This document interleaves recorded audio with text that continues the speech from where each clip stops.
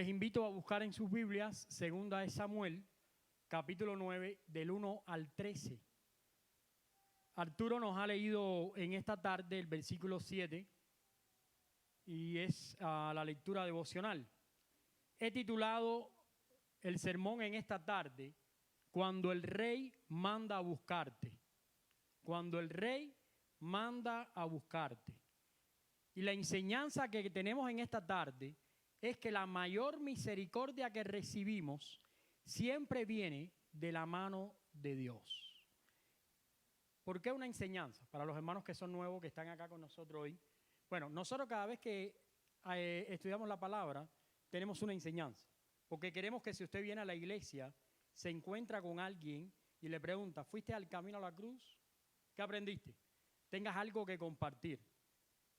El sermón está en el boletín, pero la enseñanza es algo en lo cual nosotros vamos a meditar y pensar y estudiar toda la semana.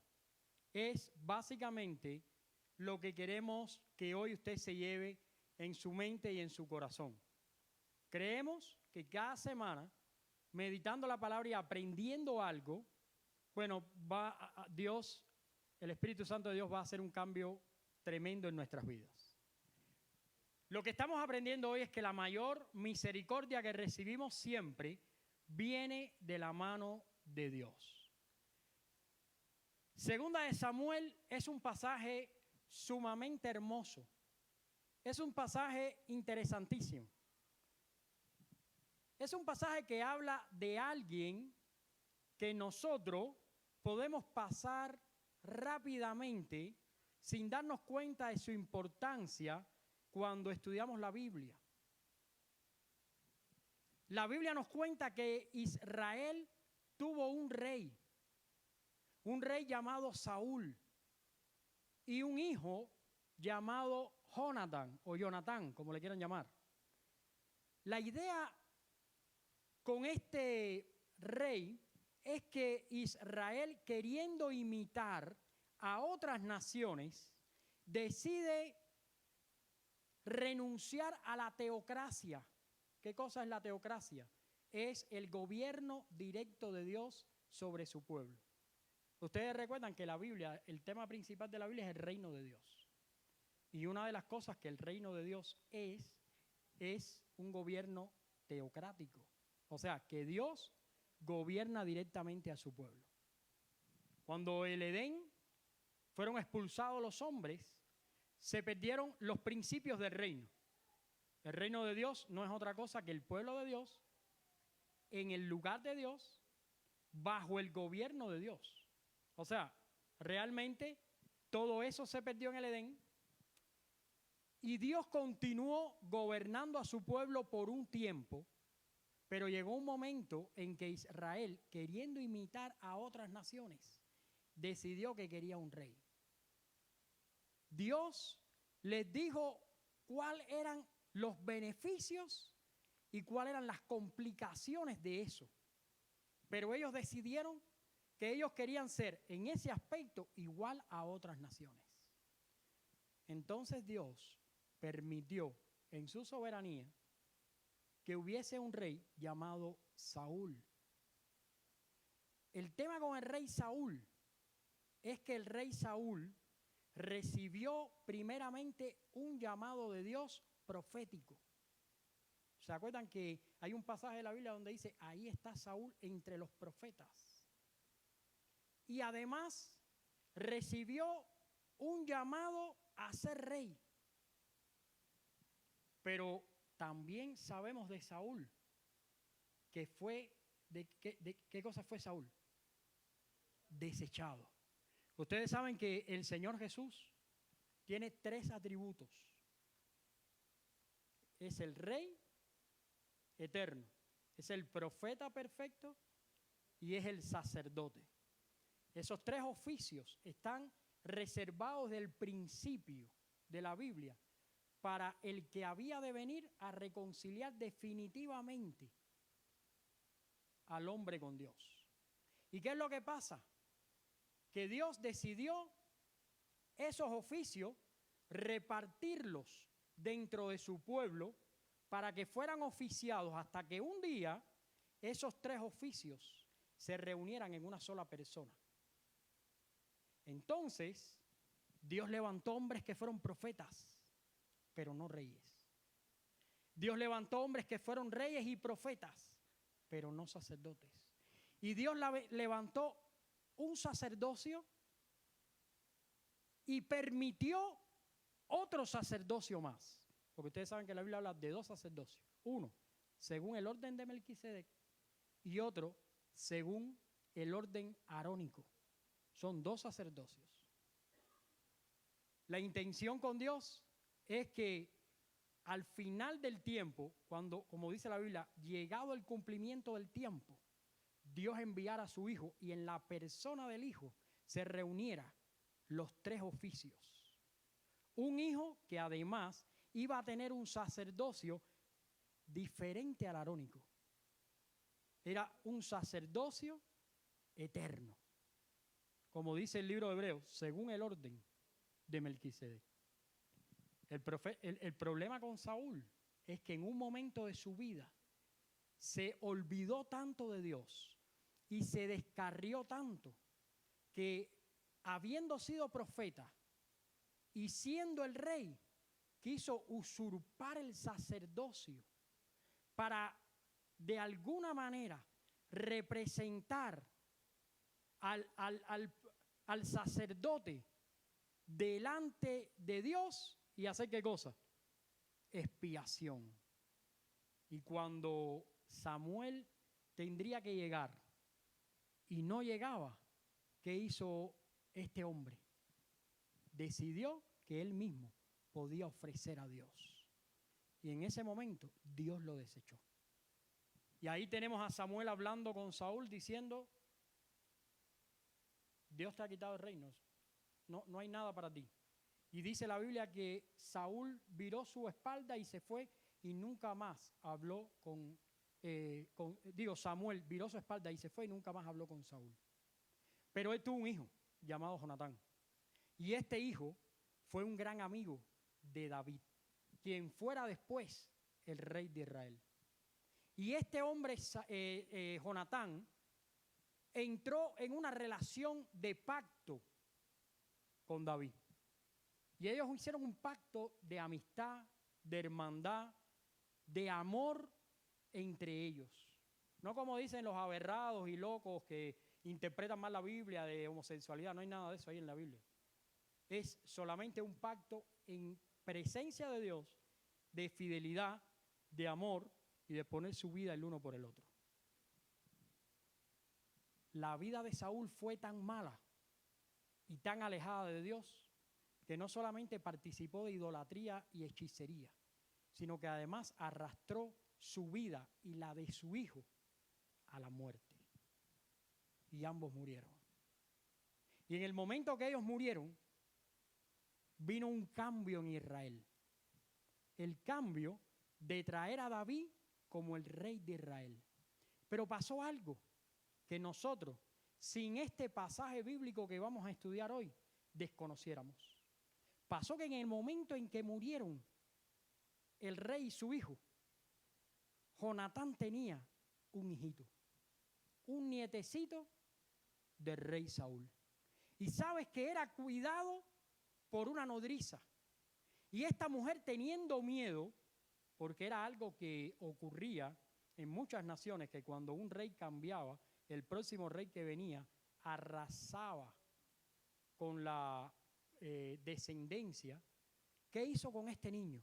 Lo agarró, lo escondió y salió corriendo. Pero ocurrió algo. Venía corriendo y el niño se le cayó. El niño se golpeó en la espalda y se rompió la espina dorsal.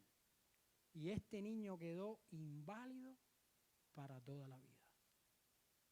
Y a partir de ese momento, este niño fue criado fuera del reino. Este niño fue criado como alguien necesitado, alguien que no se podía valer por sí mismo, alguien que había sido despojado, desechado, le había sido quitado todo y había ido a vivir a un lugar desconocido. Pero de eso no sabríamos nada sin este pasaje. Pero resulta que un día Dios puso en el corazón de David que había que honrar el pacto que había hecho con Jonatán. Y encontró que dentro de su gente que le servía, había alguien que había servido al rey Saúl. Y le preguntó, ¿hay alguien de la familia de Saúl que viva para yo mostrar misericordia de Dios como fue prometida a Jonatán? Y este hombre dijo, sí, hay alguien. Hay alguien que no significa nada. Hay alguien que está en la peor condición. Hay alguien que está en un lugar remoto. Y fíjate qué interesante, porque aquí, si vas a la Biblia, vamos a ir a la Biblia rapidito. Dice, dijo David, capítulo 9, versículo 1, dijo David, ¿ha quedado alguno de la casa de Saúl a quien haga yo misericordia por amor de Jonatán? Y había un siervo de Saúl que se llamaba Siba, al cual llamaron para que viniese a David. Y el rey le dijo, ¿eres tú, Siba? Y él respondió, tu siervo. Y el rey le dijo, ¿no ha quedado nadie de la casa de Saúl a quien yo haga misericordia de Dios? Y Siba respondió al rey, aún ha quedado un hijo de Jonatán, lisiado de los pies. Entonces el rey le preguntó, ¿dónde está? Y Siba respondió al rey, he aquí está en casa de Maquir, hijo de Amiel en Lodebar. Entonces envió el rey David y le trajo de la casa de Maquir, hijo de Amiel de Lodebar. Y fíjense, ahora nos enteramos del nombre, dice, y vino Mefiboset, hijo de Jonatán, hijo de Saúl, a David. Fíjense qué cosa esta. Aquí hay dos cosas interesantísimas que en una lectura rápida de la Biblia no nos daríamos cuenta. Primero es el nombre que tiene este muchacho. Probablemente esto no era un nombre, era un apodo. Probablemente esta era la manera en que la gente lo veía. Probablemente esto era algo que él había adquirido. ¿Sabes lo que significa Mefiboset? El que esparce vergüenza. O sea, que el nombre de este muchacho lo que quería decir era alguien que daba pena, vergüenza, alguien vergonzoso. ¿Sabes cuando una persona así, tú dices, me da vergüenza andar con él o hablar con esta persona, de lo terrible? Bueno, ese es el nombre que tenía este muchacho. Y lo segundo que hay en ese pasaje que se nos escapa es que él vivía en un lugar llamado Lodebar.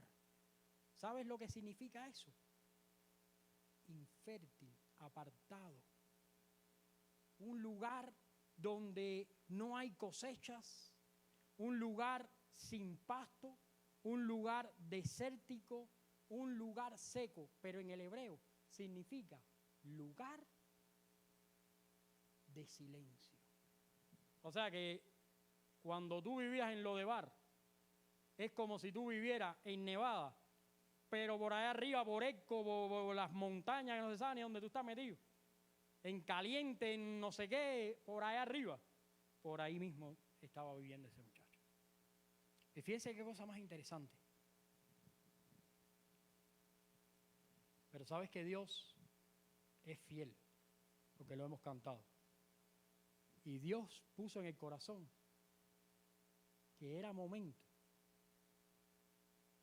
de que el rey llamara a este muchacho. Por eso queremos aprender tres cosas en esta tarde. La primera, cuando el rey viene a buscarte, estás siempre en la peor condición. Cuando yo estaba leyendo este pasaje, recuerden que nosotros en nuestra iglesia tenemos una perspectiva cristocéntrica para la interpretación de la Biblia. ¿Qué quiere decir? Que nosotros tenemos que ver cómo todos estos pasajes tipifican a Cristo, cómo todos estos pasajes son interpretados a través de la persona de Jesús. Cuando yo leo este pasaje me doy cuenta que esto está recreado con toda la intención. Cuando yo era un niño y veía este pasaje, yo decía, quiero ser como el rey David, un hombre próspero, de misericordia. Y ciertamente cuando repartimos los personajes de esta historia, poca gente le gustaría ser Mefiboset. Pero te voy a decir algo. Antes que el rey nos mandara a llamar a nosotros, antes que el rey tuviera, por amor de su nombre y por el pacto que hizo consigo mismo, en Génesis capítulo 12 y Génesis capítulo 15, cuando le dijo a Abraham, en ti serán benditas todas las naciones de la tierra. Y ese día fuimos bendecidos. El día que Dios decidió traer tu vida y la mía a la presencia de Él, ese día nosotros estábamos en la peor condición que el mundo o alguien hubiera conocido. Porque estábamos en una condición, ¿sabes cuál? De pecado. Y te voy a decir, según la Biblia, algunas cosas que describen una condición de pecado. Por ejemplo, la Biblia dice en Isaías 53:5 que los hombres que están en pecado se han extraviado. Segunda de Corintios 4:4, espiritualmente ciegos. Según Primera de Juan 1:8, pecadores quebrantando la ley. Según Romanos 5:12, injustos, esclavos del pecado, según Juan 8:34. Moralmente arruinados, según Romanos 7:18. Y muriendo física y espiritualmente, según Primera de Pedro 1:24. Y esa es la descripción de las personas sin Cristo. Y yo te voy a decir algo, cuando yo leo este pasaje yo me doy cuenta que aquí, si fuéramos a repartir los personajes, el que mejor encaja en mi vida es el de Mefiboset. Porque si yo te llevo al pueblo donde yo vivía, tú no puedes creer que eso existe en la humanidad. Tú no puedes creer que hay alguien que pueda vivir ahí. Y probablemente Dios te habrá sacado a ti, como a mí, de lo más oscuro de la tierra. Pero la mayor claridad que vino a mi vida no fue haber sido transportado a los Estados Unidos. La mayor claridad que yo he recibido en mi vida fue haber sido sacado del pecado. Porque yo también era una persona que ofendía a Dios. Yo también era una persona que lo había perdido todo. Había perdido la relación con Dios porque no había conocido a Dios. Yo también era una persona inútil. Bueno, Mefiboset era una persona que no podía caminar porque había sido accidentado. Pero ¿sabes qué? Los pies que yo tengo cuando yo no estaba en Cristo, para el único lugar que me llevaban, eran para los lugares de desgracia y de pecado. Así que espiritualmente también era un inválido. Cuando el rey viene a buscarte, siempre te encuentra en la peor condición. Yo estoy leyendo un libro que se llama La mortificación del pecado de John Owen. Quiero decirte algunas cosas que nos pueden ayudar. John Owen dice, te voy a declarar 5 cosas para que te des cuenta si el pecado está siendo el Señor de tu vida. Porque John Owen estaba trabajando y diciendo, muchos cristianos no están bajo el señorío de Jesús. Están bajo el señorío del pecado. Y uno dice, pero ¿cómo puede ser eso? Pero si yo voy a la iglesia, pero si yo me sé las canciones, yo le digo a los hermanos bendiciones, ¿no le digo eso a los hermanos? ¿Cómo puede ser que yo estoy en pecado? Bueno, según John Owen, cuando eres dominado por el pecado constante y que ocurre una y otra vez sin esperanza de cambio, estás siendo dominado por el pecado. Si además tienes una súplica secreta en el corazón que aprueba tu pecado, hasta el punto en que tú piensas, me voy a cambiar de iglesia porque esta iglesia es un poco rígida, me voy a una iglesia más suavizona porque ahí yo me voy a mover más suave y lo que aquí ven como una barbaridad, ahí la cosa es más suave y me voy a sentir mejor. Cuando eso te pasa es porque estás viviendo enseñoreado por el pecado. Porque no estás buscando la disciplina de Dios. Estás buscando la lasitud del mundo. Cuando te entregas y te deleitas al pecado, aún después de haber intentado matarlo, y el pecado domina tu voluntad, todavía estás bajo el señorío del pecado. Por eso es necesario el arrepentimiento. Por eso es necesario el arrepentimiento. Cuando descubres que tu angustia por el pecado se centra más en que la gente no te vea lo que tú estás haciendo, en vez de sentir que con tu pecado desafías y ofendes a Dios, estás dominado por el pecado. Tú sabes que hay muchos cristianos que no hacen lo que tienen en su mente y en su corazón, no por miedo a Dios, sino por miedo que otro lo critique. A través de los años yo he visto muchas fornicaciones y adulterios no hacerse en la iglesia, no porque hubiera temor a Dios, sino por miedo a las situaciones cómo se van a desarrollar. Cuando el temor que nosotros tenemos de que la gente hable de nosotros es más grande que el temor que tenemos a Dios, entonces estamos enseñoreados por el pecado. Cuando un vicio nos domina y no podemos nosotros tener ningún tipo de adoración a Dios, porque siempre estamos cayendo una y otra vez en las mismas cosas, entonces estoy enseñoreado por el pecado. Y por último, cuando el Espíritu Santo te está redarguyendo, pero tú todavía sigues haciendo lo mismo, entonces estás bajo el dominio del pecado. Si esa es tu condición en esta tarde, o es mi condición, necesitamos rendirnos al Rey. Y hoy es una buena oportunidad. Mira, yo no sé lo que Mefibosé estaba pensando. Y quiero que tú entiendas lo que estaba pasando aquí. Aquí las cosas se pusieron color de hormiga, aunque nosotros lo leemos suavecito. Miren, la costumbre natural es que cuando venía el rey nuevo, bueno, eso pasa hoy. Si entra un nuevo mane en el casino, ¿qué pasa con los que toque trabajan? Todos para afuera, porque el nuevo mane pone a todos los de él. ¿Sí o no? Es así. Eso mismo pasaba en los reinados. Imagínate que Mefibosé, imagínate Siba, que estaba tranquilo, que estaba sirviendo, que estaba queriendo olvidar a Saúl, no quería que nadie se enterara de que él había servido a Saúl, y de pronto alguien dice, manden a buscar a Siba, que quiero hablar con él. Y cuando llegó Siba, me imagino que venía con las piernas temblando. Y cuando le dijeron, ¿hay alguien de la familia de Saúl entre nosotros? En ese momento, ¿qué vino a la mente? Aquí o me muero o me salvo. La única manera de salvarme es decir, ahí está Mefibosé. Si tú quieres terminar con ese tema, es más, mira, te voy a contar algo.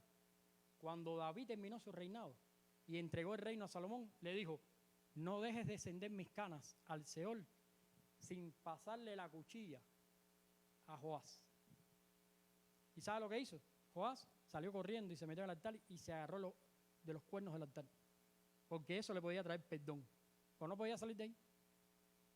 Así que el mismo David le dijo a Salomón, mira, este es el listado de todos los que me sirvieron a mí, pero que no te van a servir a ti.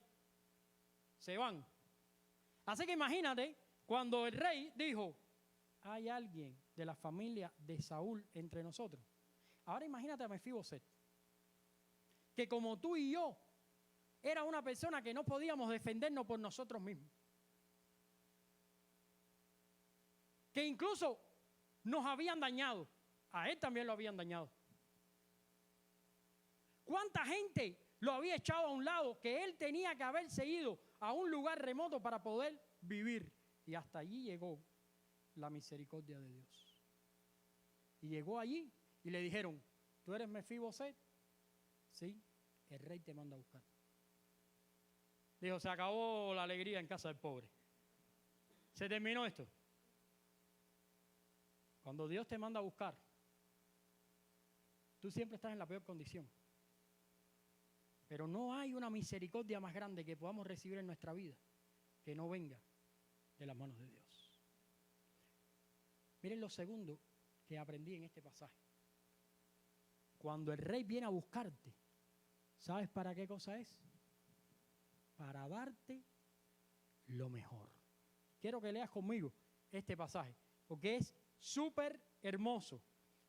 Porque acá en este pasaje todo lo que estaba esperando Mefibosé, todo lo que estaba esperando Siba, era una sentencia de muerte. Pero además merecían la muerte, porque ellos no habían ido y le habían dicho claramente a David, nosotros, mira, yo soy nieto de Saúl y él era un siervo de Saúl. Ellos trataron de pasar desapercibidos. Pero cuando Dios te manda a buscar, siempre es para darte lo mejor. Ve al versículo 7. Le dijo David a Mefiboset, no tengas temor, porque yo a la verdad haré contigo, ¿qué cosa? Misericordia, por amor de Jonatán, tu padre. Y fíjate qué más, y te devolveré todas las tierras de Saúl, tu padre. Y tú comerás siempre, ¿dónde? A mi mesa.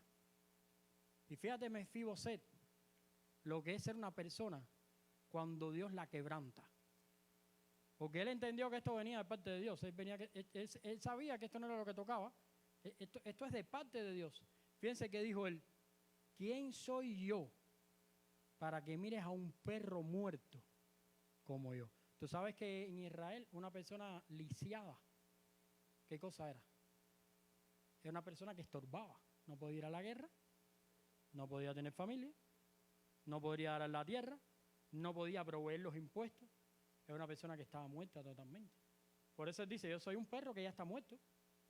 ¿Sabes por qué usa la palabra perro? Porque para el israelita, esa palabra, que además lo que significa en hebreo es cínico. Cínico es lo que significa en hebreo. Cuando él dice, yo soy un perro muerto, dice, yo soy algo abominable para ti. ¿Por qué tú haces misericordia conmigo si yo soy algo abominable para ti? ¿No te parece eso a cuando Cristo vino a tu vida? ¿No se parece eso a lo que Dios hizo en nosotros? Cuando el Rey viene a buscarte, viene a darte lo mejor, viene a darte un lugar en la mesa, viene a mostrarte misericordia, a que recuperes lo perdido. Cuando yo estaba estudiando este pasaje, yo dije, no, Siba es un evangelista. Este es un evangelista porque este trajo buenas nuevas a Mefiboset. A lo mejor Mefiboset cuando escuchó estas palabras pensaron que no eran buenas, pero eran las mejores palabras que él podía escuchar. Y eso pasa muchas veces. ¿Cuántas veces nosotros no escuchamos la palabra de Dios antes de que Dios transformara nuestra vida? Y siendo el buen mensaje de Dios, lo rechazamos. Y dijimos, no lo quiero. Pero Dios en su misericordia nos salvó y nos transformó. Pero fíjate que David no quedó ahí. David le dijo a Siba, Siba, ahora tú con tus 15 hijos y con todos tus siervos van a trabajar para él. Y él va a vivir con ustedes. Y ustedes van a labrar la tierra y todo lo van a compartir con él. Y él va a venir a la mesa. ¿Sabes lo que hizo David con Mefiboset? Lo hizo parte de una familia. Lo convirtió en alguien parte del reino. Lo convirtió en alguien que había recibido más de lo que merecía.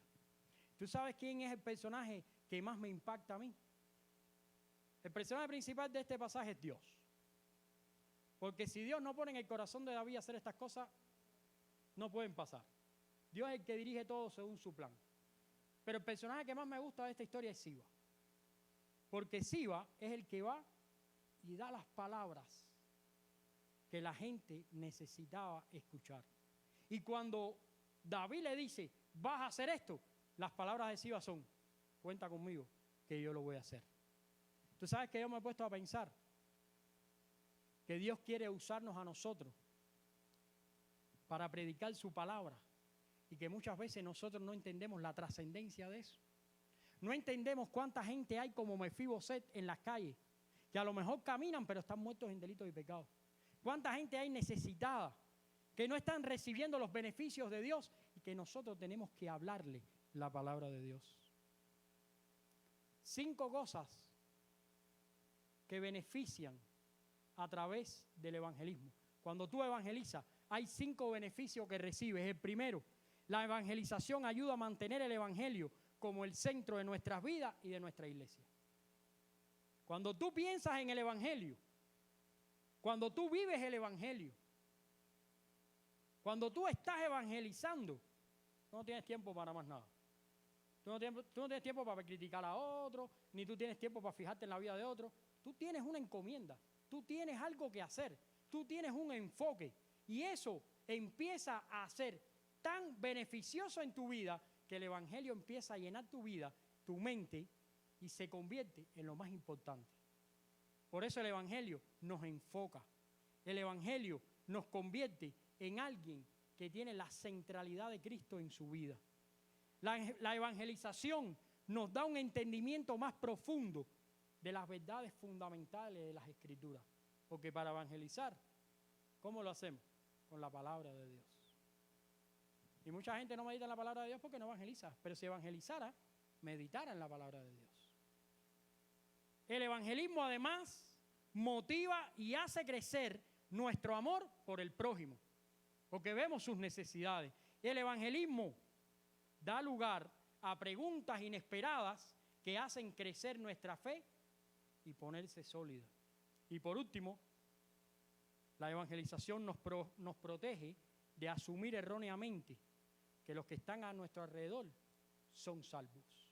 Tú sabes que cuando yo entiendo el evangelio y cuando yo empiezo a comprender lo que es el evangelio, me doy cuenta que todos necesitamos el evangelio. Porque en muchas iglesias el evangelio es un eslogan. ¿Cuántos creen en el evangelio? Todo el mundo levanta la mano. ¿Cuántos creen en Cristo? Todo el mundo levanta la mano. Pero el evangelio es las buenas nuevas de Dios, el mensaje de salvación que afecta a todas las áreas de nuestra vida. Convierte a Cristo en el centro de toda nuestra vida. Cuando vemos cómo vivimos y cómo vive la gente a nuestro alrededor, me doy cuenta que cristianos evangelizados hay muy poquitos. Por eso nosotros en la iglesia siempre hablamos del evangelio. Nunca asumimos, miren, algunos conocen a Charles Spurgeon. Charles Spurgeon era muy criticado. Él fue llamado el príncipe de los predicadores bautistas. Pero era muy criticado porque él siempre a su iglesia le predicaba el evangelio en cada sermón. La gente se ofendía porque decía, yo creo que el pastor piensa que no somos cristianos, que somos inconversos. Y una vez le preguntaron a Spurgeon que por qué él hacía eso. Y él dijo, porque todos son inconversos hasta que Dios demuestre lo contrario. Hay que hablar del evangelio todo el tiempo. Y el evangelio es algo que nos mantiene enfocados. Y fíjense, el evangelio es algo que trae beneficio a nosotros. Si nosotros nos comparamos con Mefibosé, como lo hicimos al principio, nos vamos a dar cuenta que hoy nosotros estamos viviendo a la mesa del rey. Mírenla ahí. Ahí está, esa es la mesa del rey. Y dice el Señor en el evangelio, y no comeré más con ustedes hasta que un día comamos juntos. ¿En dónde? En la casa de mi Padre. Así que esto es algo que vamos a hacer con Él siempre hasta que estemos en la presencia del Padre. Así que en un punto nosotros somos igual que Mefibosé. Alguien que la vida nos trató mal, que el pecado nos apartó, nos afectó, pero que el rey un día nos mandó a llamar, nos halló en la peor condición, pero nos dio las mejores cosas. Ahora, mi pregunta es, ¿qué hizo Mefibosé para que Dios hiciera esto con él? No hizo nada. No podía mover un pie. No podía pagar nada. No vivía en un lugar atractivo. No es que de pronto David dijo, oye, Mefibosé tiene piscina en su casa. Lo voy a traer, porque así es verano, me voy para la piscina de Mefibosé. No, no tenía nada que dar. Pero Dios en su misericordia lo trajo a su hogar. Lo trajo a su reino. Mi pregunta era, ¿dónde vivía Mefibosé?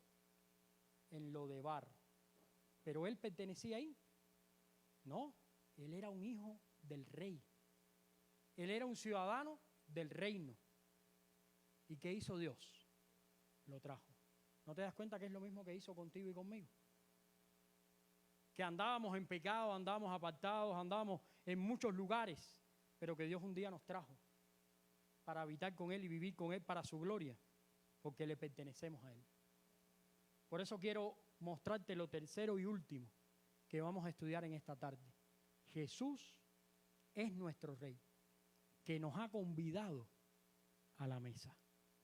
Bueno, como siempre te digo, nosotros siempre interpretamos la Biblia a través de ¿quién? A través de Cristo.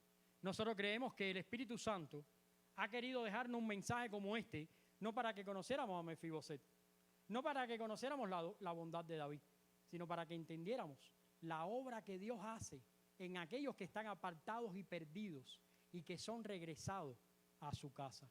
Comparando esta escritura y filtrándola a través de Jesús, encontramos en 1 de Juan 1, del 8 al 10, que dice que todos hemos pecado. Nos engañamos a nosotros mismos y decimos que no tenemos pecado, que el pecado está en nosotros y que si confesamos nuestros pecados, Él es fiel y justo. ¿Para qué? Para perdonar nuestros pecados. Pero fíjense cómo la condicional Dios la ha habilitado para nosotros. Si confesamos nuestro pecado. Por supuesto que ahí está hablando de la confesión del arrepentimiento. Por eso basta ya de sermones sin hablar de arrepentimiento. Basta ya de iglesias que no quieren ver producirse cambios en la vida de las personas. Basta ya de ignorar la obra del Espíritu Santo, pidiéndole al Espíritu Santo que se manifiesten los dones, pero sin transformaciones que el Espíritu Santo hace. Basta ya de eso. Si Dios nos ha enseñado en su palabra desde el principio que Él nos ha dado a Jesús, y si confesamos nuestros pecados, Él es fiel y justo para perdonar nuestros pecados. Jesús dijo: no he venido a llamar a justos, sino a pecadores al arrepentimiento. Y en Hechos 2:38 Pedro dijo: arrepentíos y bautícese cada uno de vosotros en el nombre del Señor Jesucristo para perdón de pecados, y recibiréis el don del Espíritu Santo. Yo no sé en qué condición nosotros nos encontramos hoy. Yo no sé si hoy te caíste. No sé si tu vida espiritual se dañó. No sé si fuiste olvidado. No sé si fuiste dañado. No sé si fuiste ignorado. Quizás heredaste una vida de errores porque tus padres cometieron errores y te lo heredaron. Quizás vives en un contexto familiar maldecido por los errores de otro que hoy tú estás reproduciendo. Quizás tus decisiones no son buenas porque las decisiones de tus padres no fueron buenas. Porque esto es lo que le pasó a Mefiboset. Mefiboset, la Biblia no dice que haya hecho nada. La Biblia dice que todo lo que ocurrió lo hizo el abuelo. Y fíjense si arrastró una herencia de maldición horrible que todavía el nieto estaba pagando por esta situación. Estaba siendo afectado por esta locura y esta situación. Yo no sé si tú has sido despejado, si tú has sido despojado, si se te han quitado tus beneficios, si te han quitado tus bienes. No sé si disfrutas el perdón, no sé si tienes consuelo, no sé si tienes salvación, pero sí sé que Dios te está llamando. Porque yo no creo en un Dios de casualidad. Yo creo en un Dios que sale a buscarte, que te encuentra en tu peor condición, pero que te levanta y te trae a la mesa y te hace parte de una familia que vive siempre en su presencia. Jesús, Él ha venido a buscar y a salvar lo que se había perdido. Y yo quiero que tú medites esto por un momento. Y yo hoy, ¿qué toca hoy? Levanten la mano todos los que quieren aceptar a Jesús o levanten la mano todos los que quieren... no. Lo que toca hoy es pensar en esta verdad. ¿Cuál es mi condición hoy? ¿Por dónde andan mis pasos? ¿Cuáles son las cosas que me invalidan para estar en la presencia de Dios? ¿Cuáles son las cosas que Dios no quiere que yo tenga? ¿Cuál es mi verdadera condición hoy? Hoy toca saber que Jesús te está llamando.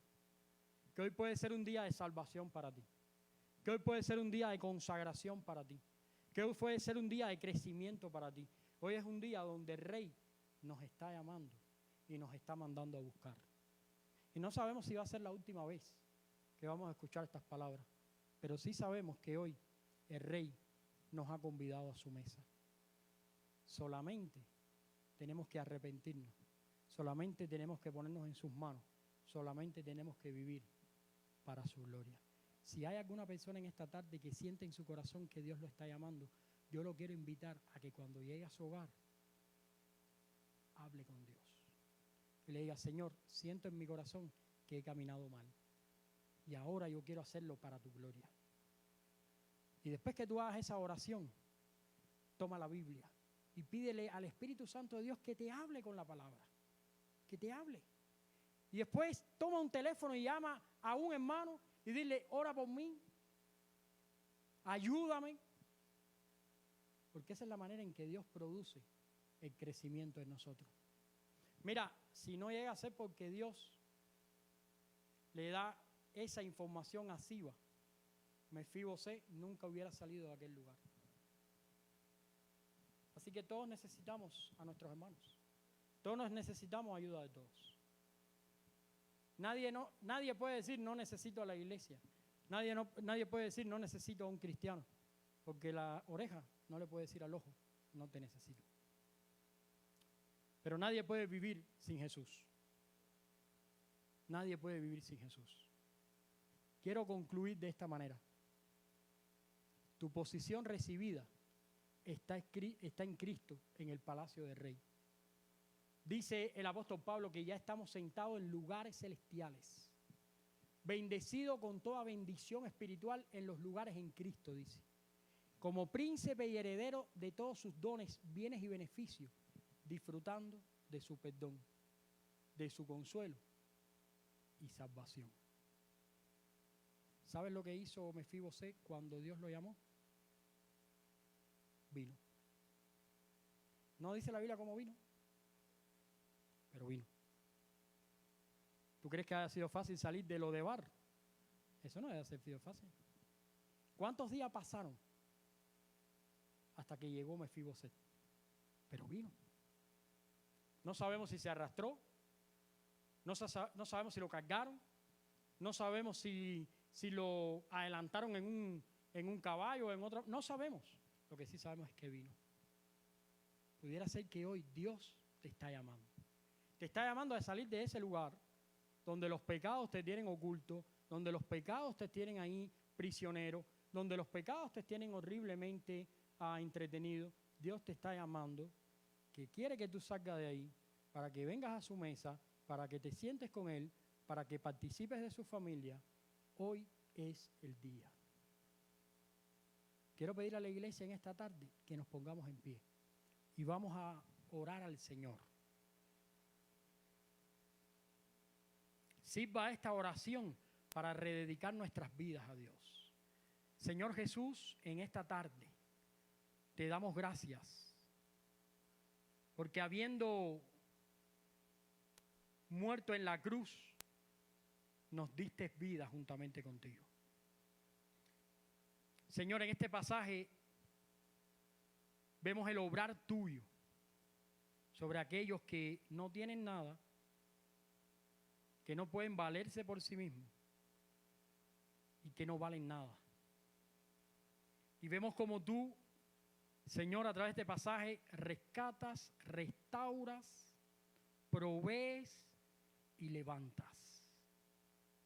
Te ruego en el nombre de Jesús que si hay una vida en esta tarde que en su corazón está sintiendo que estas palabras son con Él, o sea, alguna persona que nos está mirando y sabe que estas palabras son para Él, que tu Espíritu Santo transforme ese corazón. Nos ponemos en tus manos, Señor. Somos simplemente una voz, pero la obra de transformación eres tú, Dios. Tú eres quien hace la obra. Tu Espíritu Santo, el que transforma, el que nos lleva a Jesús. Gracias te damos por todo. En el nombre de Jesús. Amén.